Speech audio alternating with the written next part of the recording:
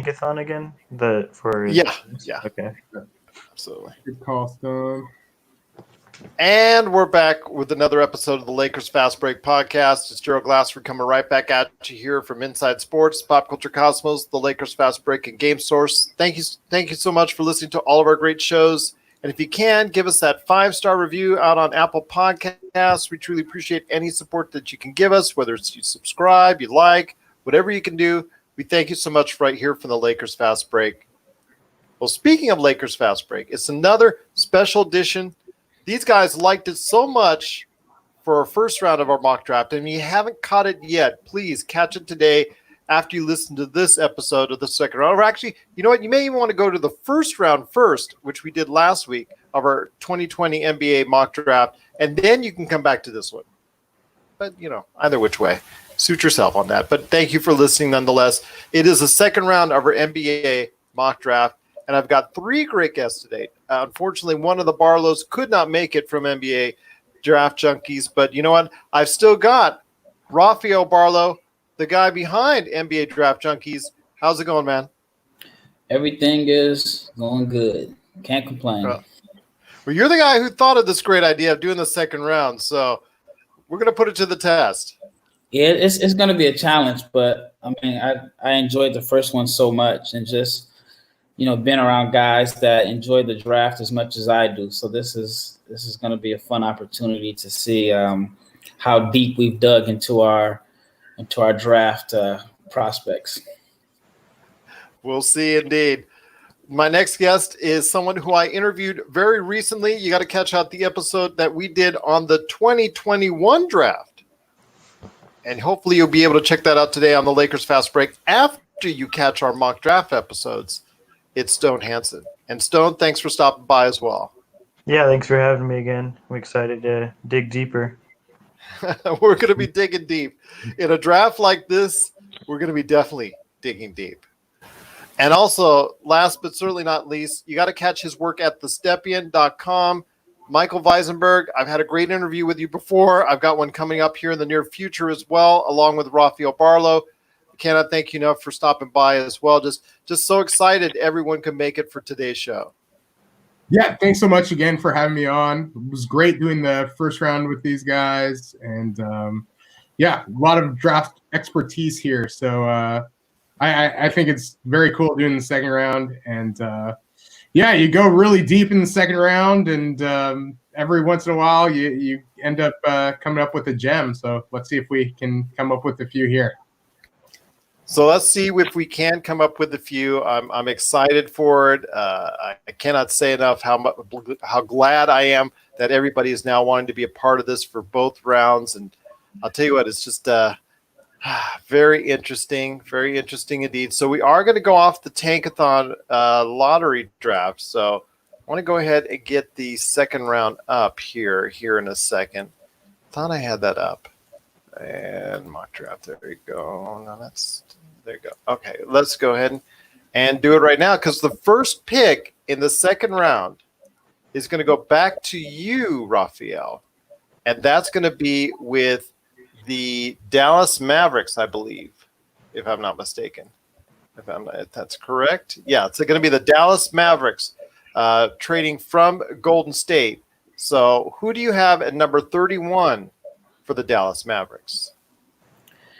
Oh, the pressure's on me to start this. For Dallas, I'm thinking that I would go with just a versatile 3-and-D kind of guy that I think has great potential to be a shooter. And so I'm going to go with Robert Woodard from Mississippi State. So that's Robert Woodard. Okay, I'm going to go ahead and get him off the board. Robert Woodard from Mississippi State. He's going to be at number 31. So that leads us into Michael Weisenberg from thestepien.com. Who do you have at number 32 on your big board right now? It seems like they have a lot of guards, but I'm going to give them another one. And this is because Cleveland can't have enough, right? Yeah. Is this Cleveland or is this Charlotte? This is Charlotte. I'm sorry. I looked at the wrong place. Charlotte from Cleveland. From Cleveland. And, either way. I'm going to give them Desmond Bane. I think he's been one of the best shooters in college basketball the last few years. Has defensive potential as well. Very strong player.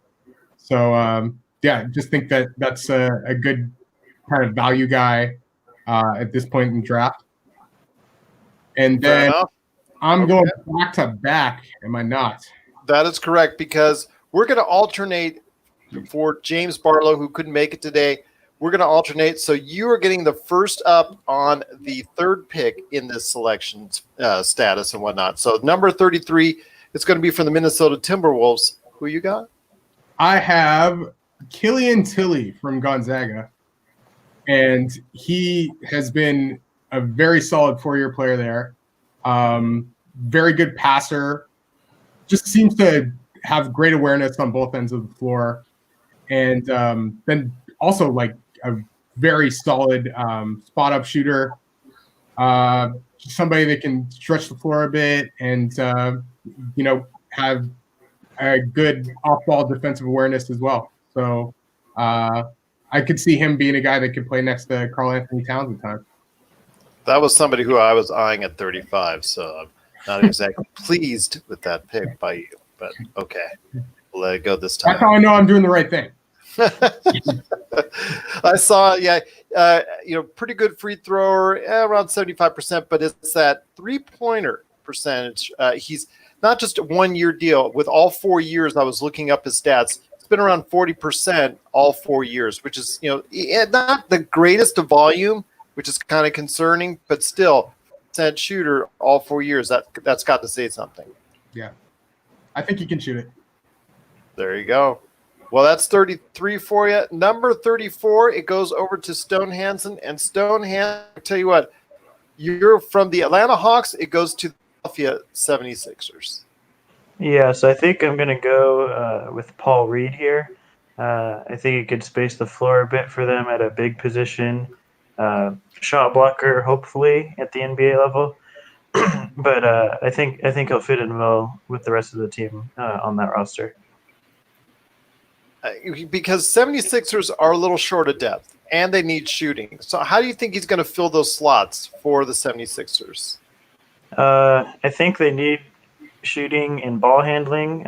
He fills one of those needs. So I would say he fits in fairly well as a big off the bench for them. Can provide some much-needed spacing alongside Joel Embiid at times. So I think it's a good fit for him right there. So that's number 34 for the Philadelphia 76ers. That's Paul Reed. So that leaves me at 35. I like myself some shooting, so I'm going to go with Emmanuel Quickley out of Kentucky.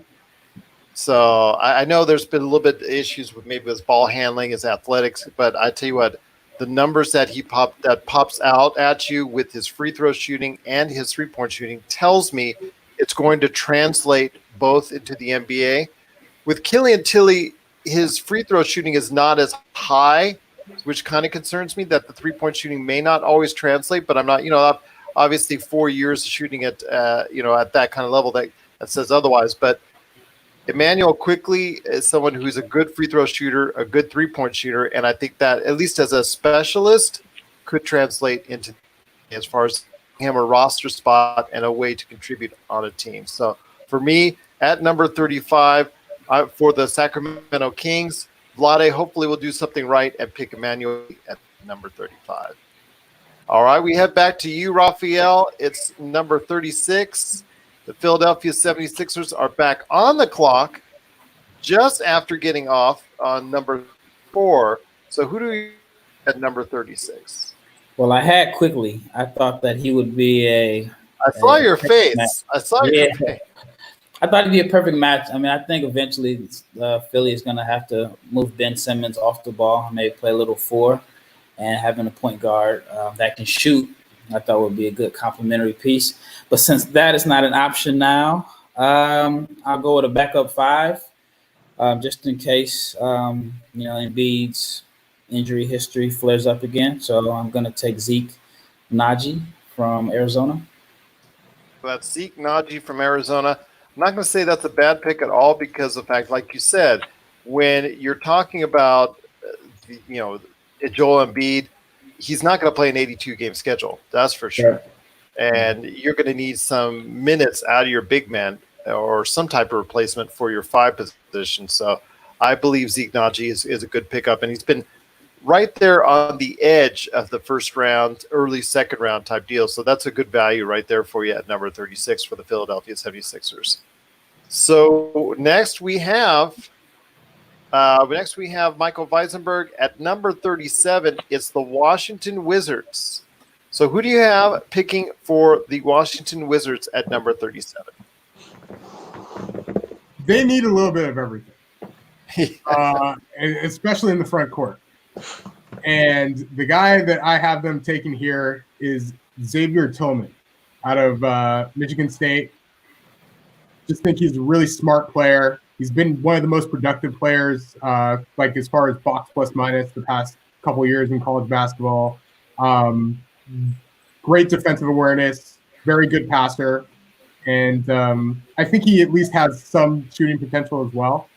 Hasn't really shown much of that yet, but there's a chance. I just think he's a really smart player and somebody that could maybe go in and play a few minutes for them.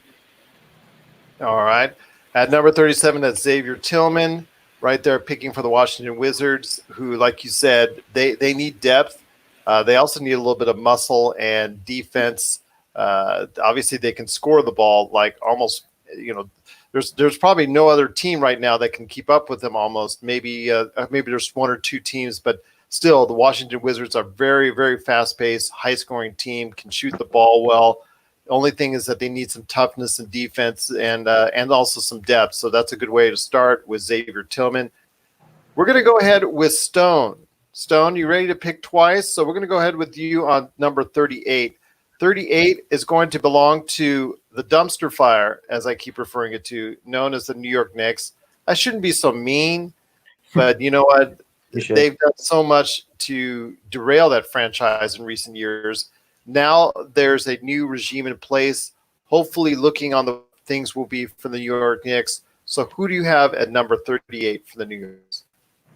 All right. So I think they're pretty much set at power forward and big men as far as that goes, even though they don't play them the right rotations.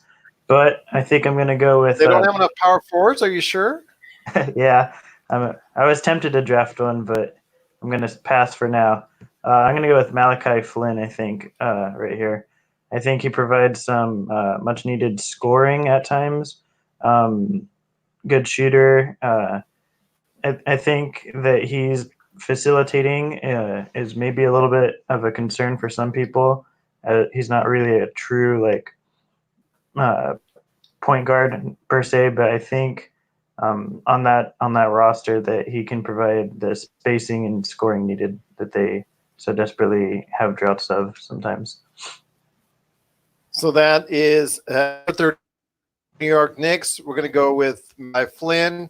You've also got pick number 39. That is the New Orleans Pelicans. And now we get in a situation where there's there's a lot of players for that team. So, if finding some time on that team is going to be a little bit difficult.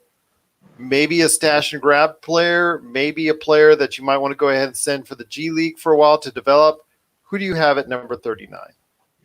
Yeah, so the Pelicans really don't have any gaping holes. So I'm just going to go best player available here and take Tyler Bay, who's the number one on my board. I think he's an athletic wing / power forward, maybe some small ball 5 at times at the next level. We'll see. But I think he's just an uber athletic forward who is still a little bit raw, but flashes a lot of potential. So I'm going to hope that he works well on the Pelicans alongside Zion. That's a very good value because I've seen him in more than one mock draft in the first round, even just outside the lottery, as high as. So that's Tyler Bay. Didn't Bay go 30th in the first round? Oh, did he? No, that's the Sadiq Bay. I picked Sadiq Bay. Oh, okay. Yes. Got 2 Bays right there for you, right around the same time. But yes, Tyler Bay is going at number 39 for the New Orleans Pelicans. like I said, hopefully time in there, but it is like you were talking about, Stone. It's just a very deep roster at this point in time. A lot of players, a lot of pieces. I don't know if all of them fit. So maybe David Griffin is going to have to, weed that out a little bit through some trades and some other movements and whatnot to make it a more complete, fleshed out roster. But Tyler Bay hopefully will get in that mix in number 39. I'm coming up next at number 40, and I think I'm going to go with a little bit maybe of a project. I'm going to go with Daniel Oturu from Minnesota. I'm going to go with him. I think he may be able to provide some muscle inside for the Memphis Grizzlies. So I'm hoping at number 40, he could be a pick that could develop down the road. I'm not expecting anything right. In fact, when it comes to these picks in the second round, we start getting to the point where these picks are not going to be for the now. They're for hopefully down the road, maybe either as another asset or somebody that can develop in the G League or somebody that can develop at the end of the bench. So right now, I think Daniel Oturu might have enough promise for me at number 40. Number 41 goes back to you, my friend, Mr. Rafael Barlow from NBA Draft Junkies. We are back with you again for the San Antonio Spurs. So who do you have coming up for the San Antonio Spurs? Well, once again, you took the guy that I had slotted. So I think that you've had a chance to look at my big board. So I might have to I'm redo looking it. at a lot of big boards. Yours is definitely one of them. I'll just say that. All right, so I'll go with, I think, in my opinion, the next best big available, and I'll go with Reggie Perry from Mississippi State. That's Reggie Perry. What entices you about Reggie Perry at that slot? Well, one, I think San Antonio needs another big, and so I think he's a guy that can provide a little bit of balance to their roster because they have so many guards. And then I think we had them drafting a guard, if I'm not mistaken, in the first round. So he's a guy that I actually had a chance to see this summer. And I just like him for that particular team. And I think it gives him personally the best opportunity to come in and possibly play some minutes as a rookie. So that's Reggie Perry for the San Antonio Spurs at number 41. All right, Michael Weisenberg from thestepien.com. I'm going to tell you right now, it was already bad for Stone before because New Orleans is up again. Yeah. There's a lot of players on that team. Yes, indeed. And One thing I want to ask you first, I apologize. If you were David Griffin, are you going to go ahead and maybe either trade some players or trade even those picks? I could see that happening in the 2020 draft. For sure. I think you have to look at it like just trading for future assets or maybe like packaging with some players on the roster. But yeah, like the chances of them like actually getting to use these guys with the current roster they have seems pretty minimal. But the pick that I am looking at for the New Orleans Pelicans at 42 is Skylar Mays out of LSU. Good shooter, has at least decent athleticism, but he's just been really solid and has some ability to create off the bounce as well. So yeah, that's who I would be looking at if thinking, he's close to New Orleans at LSU and maybe making some noise in training camp and possibly, spending some time in the G League, and I think doing very well there if that were the case. Fair enough. So that's Skylar Mays at number 42. Rafael, you're going to be picking at number 43 for James Barlow, your brother. So I know your brother. Do me proud, brother. Do me proud. Bring it home. A great pick for Vlade and the Sacramento Kings. So who do you have? I mean, I'm kind of wondering if Sacramento have any roster spots available also. I know this is where we get into the situations, don't we? Where it's either feast or famine on these rosters. Yeah, and I think they were – who did they – at 35, another guard, Emmanuel Quickly. Okay, so at 43, looking at my notes,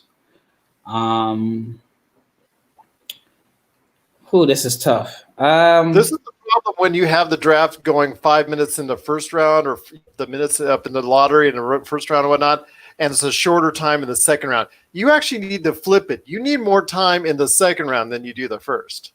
Yeah, trying to think. Who do you remember who they took at 12? Let me look. From Dessel. That's okay. Yeah, that was my pick. All right, so that means they already selected 2 guards. I guess even though he seems like he's very similar to who they had before, I would take Nick Richards. He's kind of may remind you a little bit of Cauley Stein a little bit, but I'd take Nick Richards. So that's Nick Richards at number 3. Cauley's, I still have hope for him, especially on the defensive end. I think if you put him in the right situation, I think he could be a very situational player for you because I think he's speed and agility to go ahead and cover all the spots on the floor. Mm-hmm. Can't ask him to do much more than that. I've realized that him now in the NBA, but hopefully Nick Richards can develop into something a little bit more than that, a little bit more well-rounded. So we'll see what happens with Nick Richards at 33 for the Sacramento Kings. Number 44, Stone, and we're up to the Portland Trail Blazers. They did have a pick earlier, but been a little bit quiet so far in this draft. So I was still talking to you, I think last time, or one of you guys asked the possibility of trading CJ McCollum, which could be a very real possibility in the offseason if they want to break up that logjam. Your thoughts on, Portland is a team that I think is not that far away from getting back into the playoff scene. What do you think they really need in order to strengthen a team? And then after that, who do you have at number 44? Yeah, so I think they definitely have holes at the forwards and big positions. Obviously, Nurkic is coming back, but we don't know to what extent he'll be healthy. Forwards and wings should be their top priority.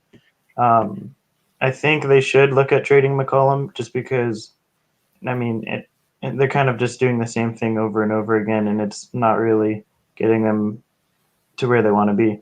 So with that being said, I think I'm going to go with someone who was maybe a bit of a disappointment this season, but I think a lot of people still are holding out hope. I'm going to go with Isaiah Joe here, just a knockdown, lights-out shooter, someone who maybe can fill in for McCollum while he's on the bench if they decide to keep him.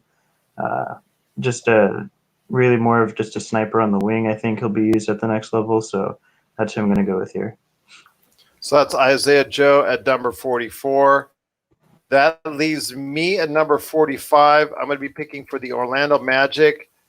There are choices out there still that could make an impact. I'm going to say that they need some guard help, and I'm going to see if at this point you're looking for anyone that could possibly make a contribution. So I'm going to go ahead with someone that Mr. Berg might like to see on a team, and that is Mr. Peyton Pritchard, coming off a great team, a great team that he did with Oregon. So I'm going to go with Peyton Pritchard. I think if his experience is going to pay dividends, him staying in another year and not going into the draft like he was going to last year. So I'm going to go ahead for Orlando and say Peyton Pritchard. I think if anybody on this right around this area might make the team roster, it might have some type of contribution, I think Peyton Pritchard could be one of those players. I'm going to pick him at number 45. 46, right back at you, Mr. Rafael Barlow. 46, we have the Boston Celtics. This is the same situation that we were running into last round. Our first, where we were trying to pick for not one, not two, but 3 Boston Celtics draft picks, and we realized what we're realizing today. There's a lot of spaces that are already filled, and they're trying to squeeze these players into those very short amount of roster spots that are available. So who are you thinking about at number 46 for the Boston Celtics? I'm trading this pick. I would too. That's the first thing I would do. But since it's not an option here, I'm looking at, and this is a reach. I'll probably have him higher than a lot of people, but I'm going to trust my development. staff, I'm going to take Paul Yeboah, and we're going to stash him in Europe for a year or two, maybe even have him play in Maine. But I don't need any contribution from him right now, and I believe in his upside. So I have the luxury of just having him sit around and develop somewhere else. So Paul Yeboah. Paul Yeboah, and so that is Paul Yeboah. That's going to the Boston Celtics. Like you said, it looks like a draft and stash type player at this point in time. He needs a lot of developing, and you never know, could develop into something special for the Boston Celtics down the road.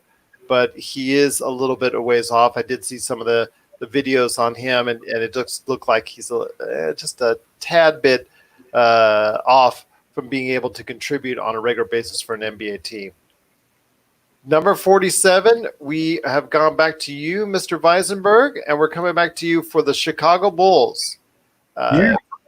So I'm going to ask you this. You're the new regime, Gar Forman, John Paxson, they're out.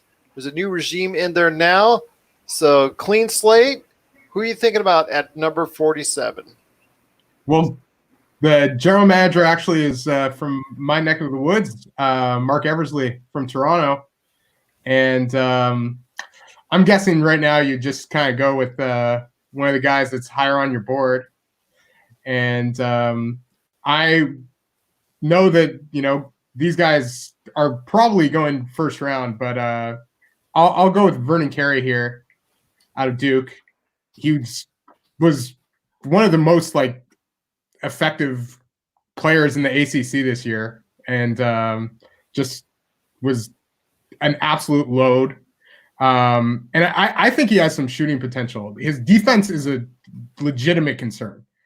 But I just say, why not put him next to Wendell Carter Jr. in practice and let the two Duke guys kind of go at it and see if you can get something positive out of Vernon Carey. He even has some ball skills at his size.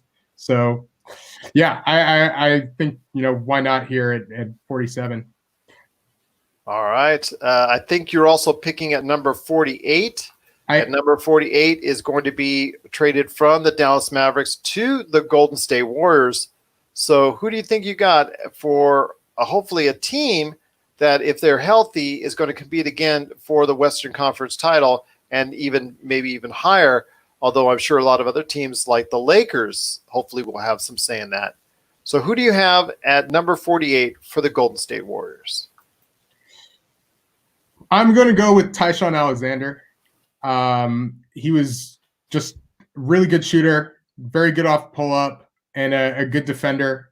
I think a guy who could possibly, become maybe what they thought they were getting out of Jordan Poole, and somebody who could possibly compete for bench minutes right away from Creighton.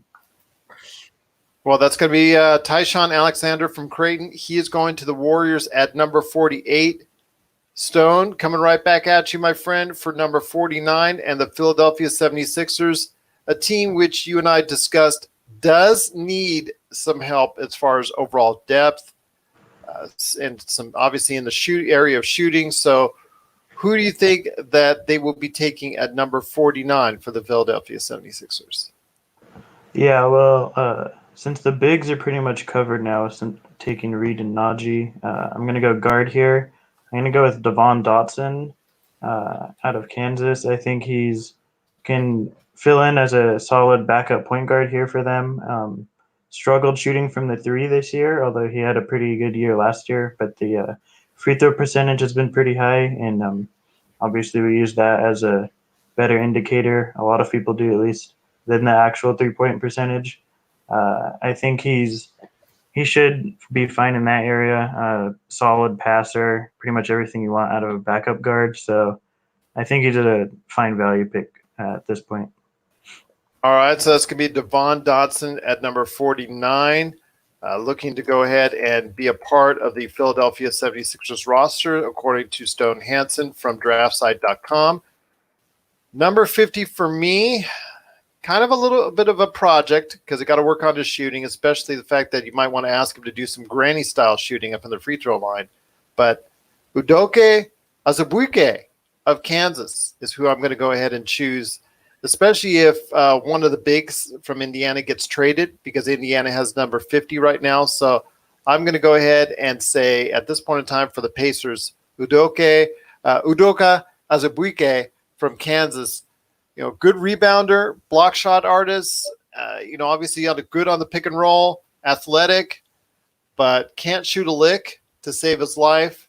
Unfortunately, free throw shooting is absolutely atrocious and never really learned to develop that in Kansas. And I sort of almost blame that on Bill Self personally for not, just really honing in on that, at least giving him a chance to go ahead and develop that at least to a point where he could make 50%. So he's there. That's really going to be an area where it's going to be an issue for him going forward in the league. But I am going to see if he can develop into something special, and that is Udoka Azubuike at number 50 for the Indiana Pacers. So it's back to you, Raphael. It's number 51. So we're getting down to the last 10 right here on the second round of the NBA draft here for our NBA mock draft. So that is going to the Oklahoma City Thunder. They're kind of quiet now, but I mentioned on last week's program that they're going to have a ton of draft picks over the course of the next few years. So who do you think that they can get, maybe a steal or whatnot, at number 51 for the Oklahoma City Thunder? Well, I've checked the first round and I've looked at the second round, and I can't believe that he's still available. But this is a guy who some people thought was a top 10 pick coming into the season, and I'm taking Isaiah Stewart from Washington. Oh, Isaiah Stewart, a name that, yes, like you said, I agree with you. He is somebody that did get a lot of hype going into the season, and obviously has fallen off. Not only on your guys' radars, but a lot of other radars as well. Has dropped in value. Why do you think that is? That he's dropped so far, not only on our board but everybody else's as well? Because it's not 2002. It was 20 years ago. He's a top 5 pick. He had a pretty decent year. He averaged over 17 a game, and he shot a high percentage from the floor. But it's the way the modern NBA is. There's not a lot of room for bruisers. But I'm a fan of Oklahoma City's, their structure, and I think that to find him this late is a steal. And he's a guy that can possibly come in and play minutes as a rookie. Well, there you go. And that could be at 51 right now for the Oklahoma City Thunder. So that's obviously a lot of somebody that we all let slip through. And there's always got to be one player that slips through to an extent for either injury reasons or performance or something off the court issues or whatnot. And for us, it looks like Isaiah Stewart is going to be that individual that drops in our draft. So Isaiah Stewart goes to number 51 for the Oklahoma City Thunder. Looking at this draft so far, Oklahoma City got Mannion and Stewart at 25 and 51. Two guys that a lot of people thought were lottery picks at one time. Yeah, so there could be some good value there. You never know. I know for me, when I picked him at 25, Nico Mannion, I just thought he was dropping too low, in my opinion. I just thought there was still some good value there in development. I know there's been some questions about his overall ability, but I think I think you and I have talked about Nico Mannion, and I thought from what I've seen on the videos and whatnot, I think that's right about where I think he should go. Maybe a little bit higher, the lower 20, like right around there, 18 to 23. I think he should go into that range. But Isaiah Stewart dropping that far, you're right. I think we either all missed it or we just all have soured on our opinions of Isaiah Stewart.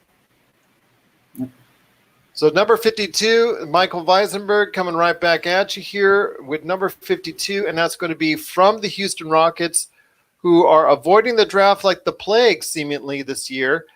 So they are going to give their pick to the Atlanta Hawks. So I'm assuming this is from the Clint Capella trade. So I want to ask you who you would choose for the Atlanta Hawks, maybe someone that could complement Trae Young at number 52. I am thinking Cassius Stanley from Duke, a guy who did really well off the catch this year.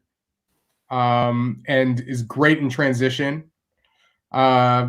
not necessarily like, a guy who's going to be making tons of plays for other people, but definitely somebody that could run with Trey and has some shooting potential.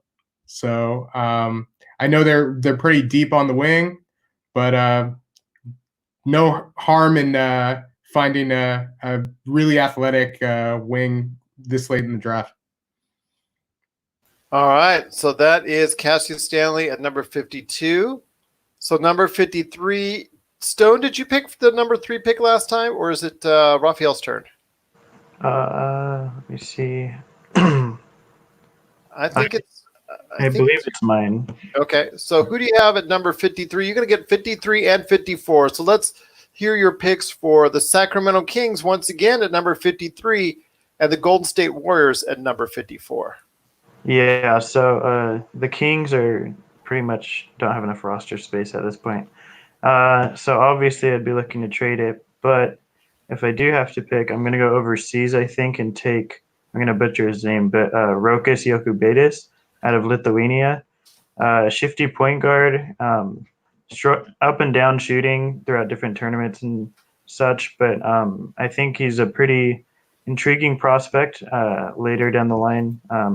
Good change of pace and direction. So I think that's who I'd lean with for here. Draft and stash type guy. So who would you take at number 54? 54. Golden State Warriors. Yeah, they have all the shooting they need at this point. But I'm gonna go. I think with Trevelin Queen here. Point guard, shooting guard, defender. I think he can provide solid minutes off the bench. More of a polished guy, but I think that's what they would be looking for at this point in the draft. Just someone who might be able to come in and contribute, play spot minutes if any injuries occur or anything. So I'm going to go with Trevelin Queen here. So that is Rokas Jokubaitis? Something like that. Something like that. You know what? That's what we're going to put on the back of his jersey. Rokas, something like that. Yeah. He is going to Sacramento at number 53, more like you said, like maybe a stash, a draft and stash. And at number 54, you have Golden State.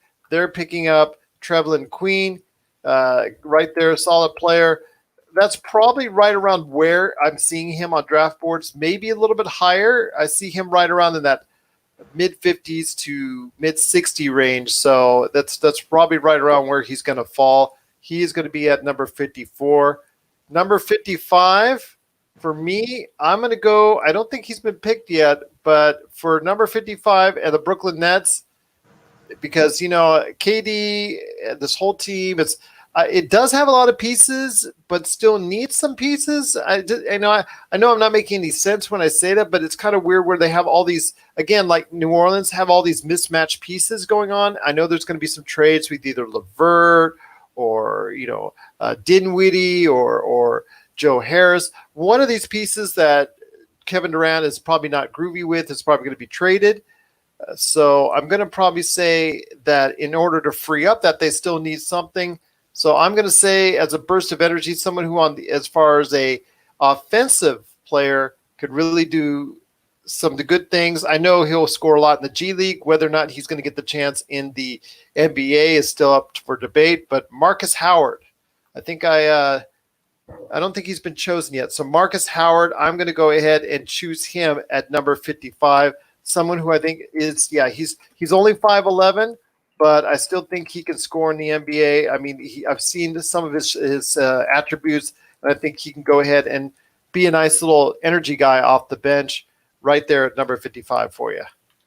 Number 56, coming right back at you, Mr. Rafael Barlow, on our second round of the NBA mock draft.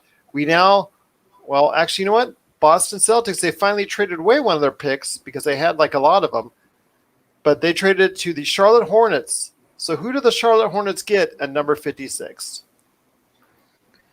56, if I'm Charlotte, I'm going to take Ashton Higgins. I know they already have two guards that they're playing a lot, and I'm not sure who we had them taken earlier in the draft. They took Okongwu. So yeah, Ashton Hagans, I like his defensive potential. I think he's a guy that he could probably come in and play beside one of the two other guards that they have.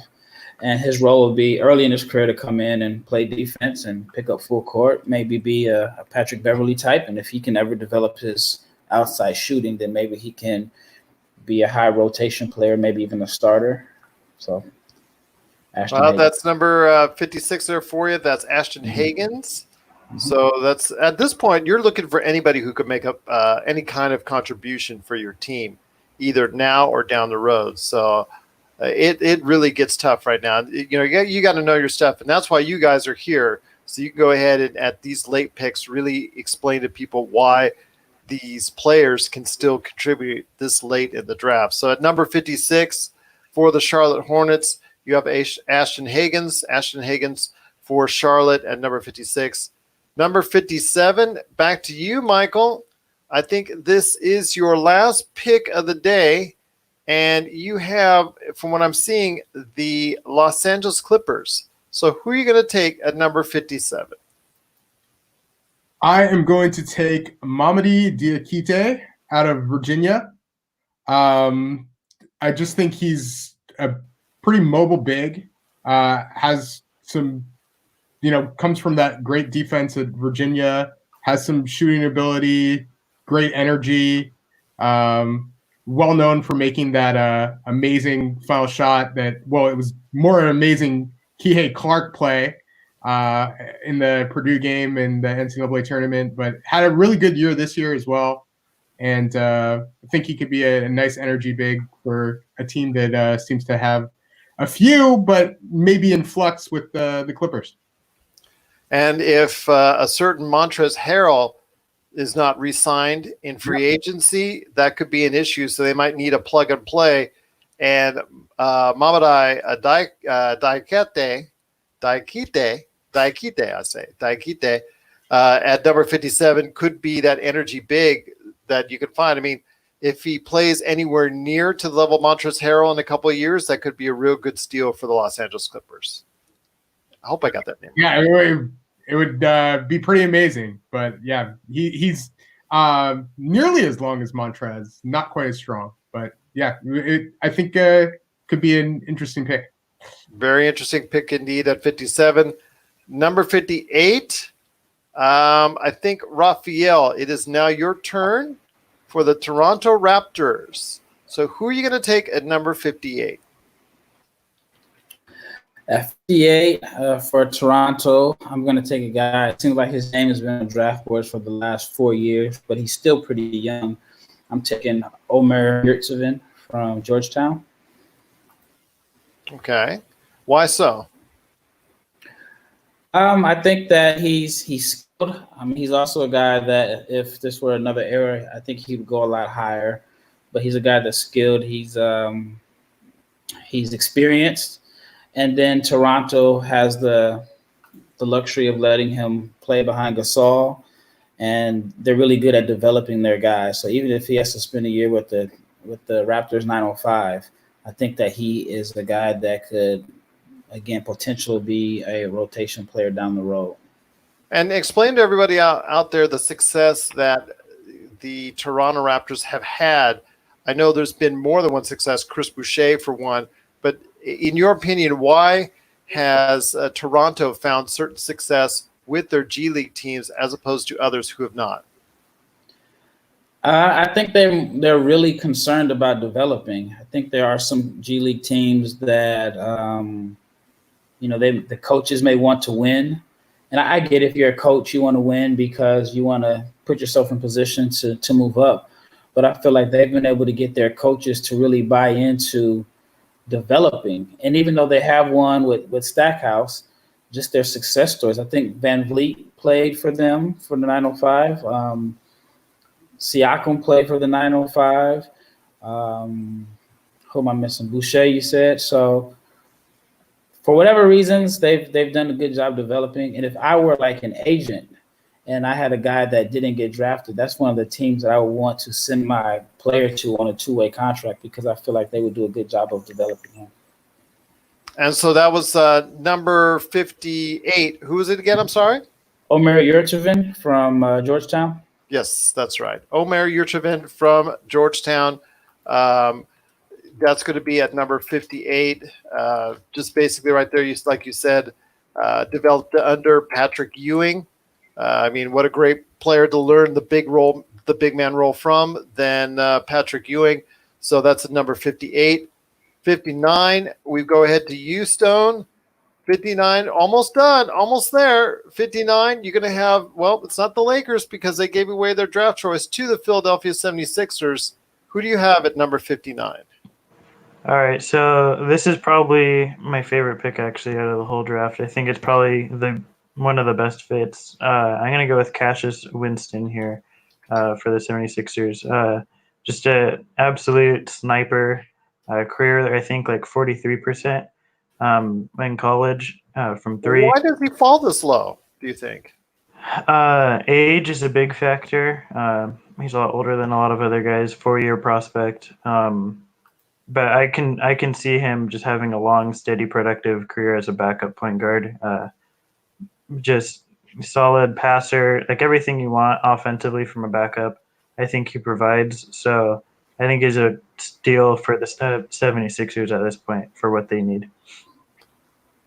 All right, so that's going to be at number 59. That's Cassius Winston, 59. And so that leaves me with the last pick of the NBA mock draft. And before I go ahead and make that pick, I want to thank each and every one of you guys for being on both these shows, both these mock drafts. It's been a lot of fun.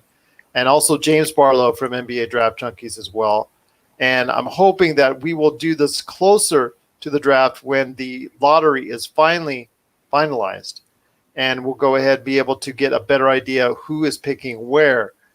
So with that said, the last pick, and I'm not trying to stall because I'm trying to pick, but I'm trying to stall because I'm trying to think about who I'm going to pick.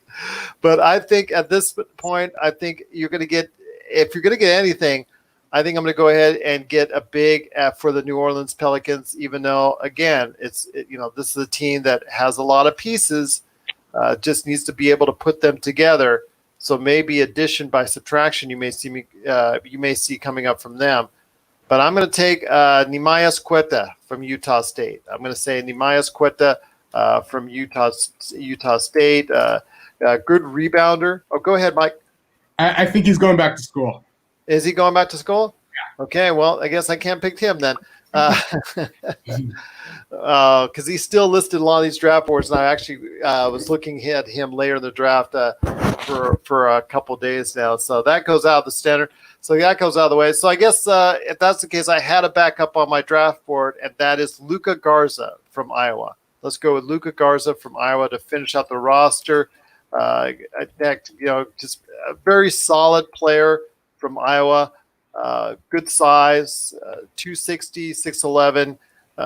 That's a good NBA size. Now, whether or not that's going to translate into anything into the NBA as far as development is concerned, because he could be, a big man that may not be able to play in the big man's game for this NBA. That's going to remain to be seen. But I'm going to take at this point in time, when you're reaching at number 60, although you never know, he could become the Isaiah Thomas for this year's draft.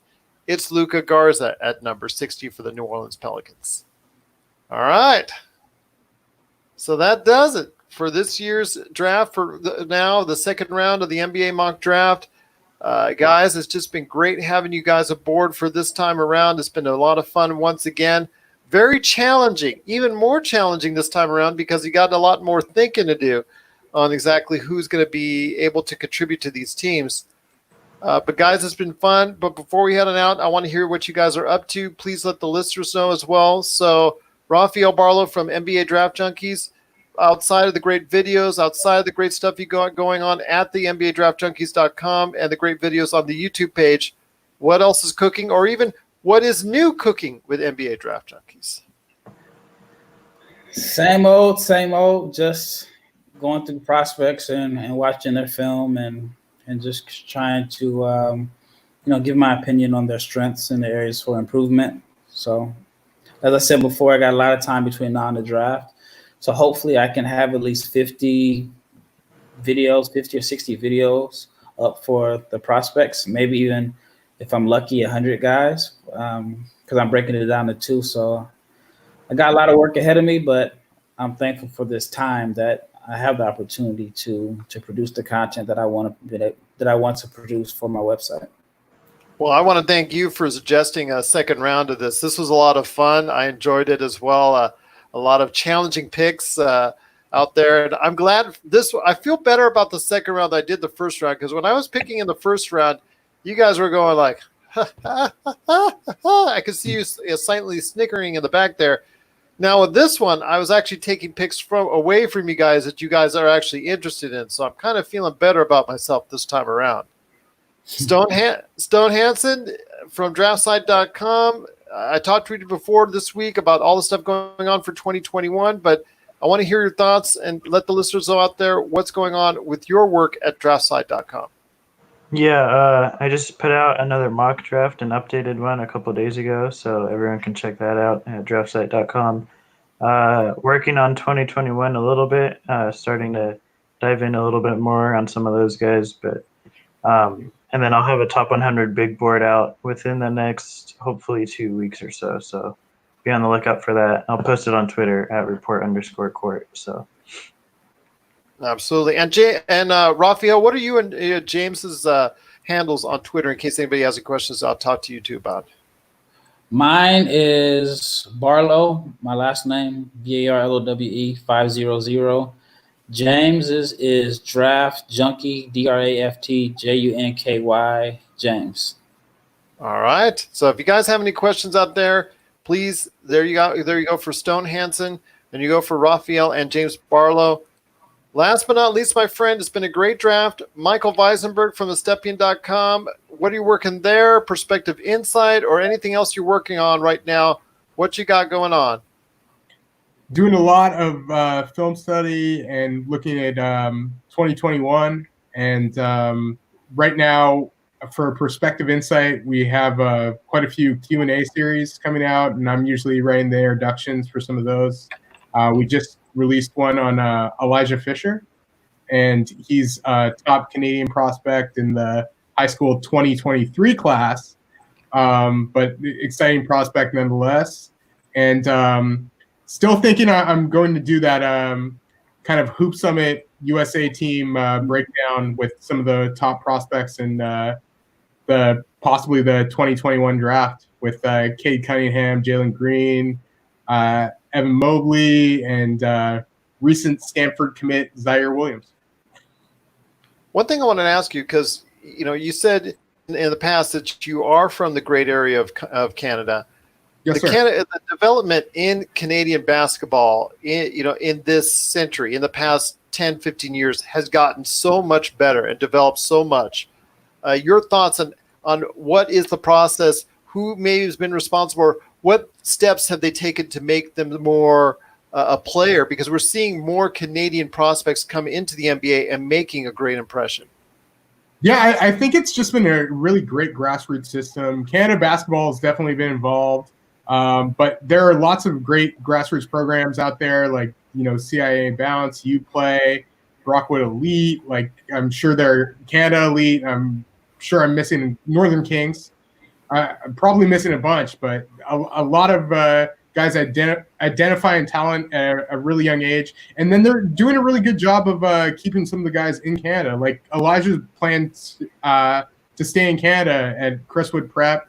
But Athlete Institute and Orangeville Prep produced some players. And then, also a really good job of sending some of these players to really good United States prep schools also. So every year, it seems like there are at least a few Canadian guys in the top 100 or so rankings or even higher. Done a great job there. And Canada basketball gets a lot of credit. And I'm very excited for the future. The national team may have to cut NBA guys in the future. Like, that was not something you ever thought about with Canada. And the other thing I want to shout out is Raphael, your shirt, my man. Oh, There I you have a go. There question you for go. you. If you had to choose, and maybe you're biased, which country do you think has the brightest future?